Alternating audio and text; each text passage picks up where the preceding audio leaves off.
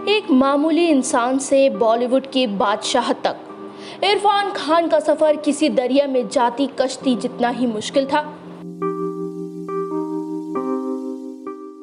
कभी बेबस लाचारियों, कमजोरियों को चीरता चला जाता, तो कभी हार मानकर एक जगह सहम जाता। लेकिन अंत में वो हर मुसीबत को शिकस्त देकर बाहर आ जाता था। ये पर्सनालिटी थी इरफान खान की।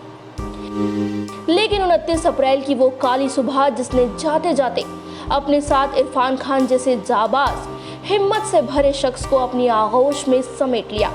यकीनन इस पर विश्वास करना मुश्किल है, लेकिन आज की सच्चाई यही कहती है कि इंडस्ट्री के सबसे ब्रिलियंट एक्टर इरफान खान अब इस दुनिया को, हम सबको हमेशा हमेशा के लिए अलविदा कह चुके हैं। लेकिन कहते हैं कि जब भी कोई बड़ी शख्सियत रुखसत होती है तो छोड़ जाती है अपने पीछे कई कहानियां। उसी में से एक कहानी आज हम आपको बताएंगे। ये कहानी कोई ऐसी वैसी नहीं, बल्कि आम इरफान को बॉलीवुड का इरफान खान बनाने के पीछे की कहानी है। दरअसल उन्होंने अपने एक बचपन का इंसिडेंट शेयर किया और बताया कि कैसे एक इंसिडेंट ने उनका सारा कॉन्फिडेंस चकनाचूर कर दिया। साथ ही ये भी खुलासा किया था कि एक्टिंग करने के पीछे की उनकी असली वजह क्या रही। तो चलिए बिना देर के आपको बताते हैं वो किस्सा। इरफान ने अपने इंटरव्यू में कहा, मेरी लाइफ बहुत बोरिंग रही। बचपन में तो मैं बहुत कुछ चीज़ों में खुद को बिजी रखता था, मगर इसके बाद जब मैं बड़ा हुआ तो मेरे पास ऑप्शन कम बचे। मैं चीज़ों से बहुत जल्दी बोर हो जाता था। फिर मुझे एक्टिंग का सहारा मिला। मेरे अंदर बहुत गुस्सा, बहुत चिढ़ थी। इन सब से मुझे खुद को बाहर निकालना था। मुझे इस दुनिया को बताना था कि मैं भी कुछ हूँ। एक्टिंग करने से चीज़ें आसान होती चली गई।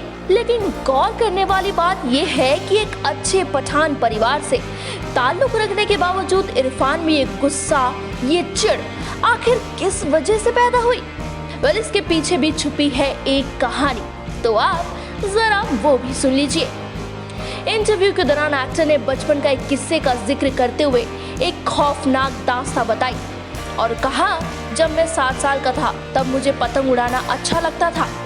वैसे तो हम जमींदार थे, मगर इसके बावजूद हम किराए के मकान में रहा करते थे। मकान की छत पर दीवार का प्रोटेक्शन नहीं था, बस छोटी सी रेलिंग की किट थी जो बहुत छोटी थी। शाम के वक्त मैं छत पर था और बिजली के तार से लटके पतंग के मांझे को पकड़ने की कोशिश कर रहा था। मैं छत पर से गिर पड़ा। इस दौरान मेरी कलाई और एल्बो टूट गई। मुझे इस चोट से पूरी तरह से उबरने में 2 साल का वक्त लगा। मेरे पिता हंटर थे और ज़्यादातर टाइम बाहर रहा करते थे। मैं कुछ ज़्यादा नहीं कर सकता था। मैं हाथों की मालिश कराने के लिए जाता था, अपना हाथ सीधा कराने। ये बहुत ही दर्दनाक रहा। मुझे रात में सपने आते थे कि मैं कब फिर से पूरी तरह से ठीक हो जाऊंगा। एक समय ऐसा भी आ गया था कि मैं अपना हाथ सीधा करता था और मुझे ये नहीं पता रहता था कि आखिर ये कैसे ठीक और सीधा होगा। सारा स्कूल मेरा मजाक उड़ाता था। मैं ऐसे ही बहुत शर्मीला था। इस हादसे के बाद मैं खुद में और भी दबता चला गया।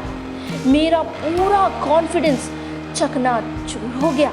यकीनन एक छोटा बच्चा जिसके साथ ऐसा हुआ हो, वो कहीं ना कहीं अंदरूनी तौर पर बिखर जाता है। कई बच्चे अपने साथ हुए ऐसे हादसे को कई सालों तक नहीं भुला पाते।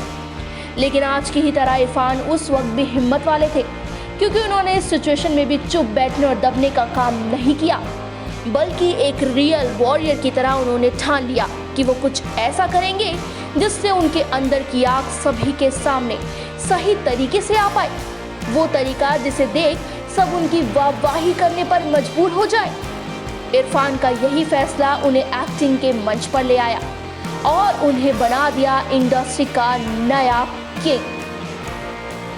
भले ही इरफान खान आज हम सबके बीच नहीं है, लेकिन उनकी यही जिंदा दिली और जाबाजी हमें हमेशा जिंदगी में आती मुसीबतों से एक लड़ने का नया हौसला देती रहेंगी। इरफान, आप भले ही दुनिया से कहीं गुम हैं, लेकिन आप हमेशा वो सितारा लोगों के बीच बनकर रहेंगे जिसकी चमक कभी धुंधली या फिर कम नहीं पड़ने वाली। तो इस पर आपकी क्या है राय? दीजिएगा अपना जवाब हमें नीचे दिए गए कमेंट बॉक्स में।